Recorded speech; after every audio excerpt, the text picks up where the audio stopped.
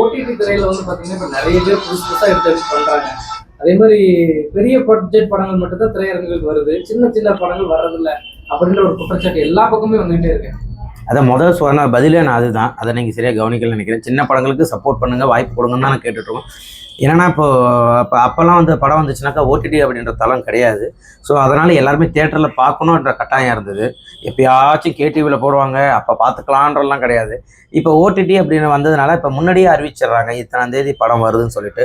அப்படி வருதுன்னு சொன்னப்போ எல்லாருமே சரி ஓகே, அதான் அந்த 26 வருது 23 வருது நம்ம ஓடிடியில் பார்த்தோன்னா, ஸோ அதை மட்டும் கொஞ்சம் தள்ளி வச்சா நல்லாயிருக்கும் எல்லாம் அப்படின்னு தோணுது. ஹீரோ நடிகர் ஆசை ஏதாவது இன்னும் இல்லை தலைவா.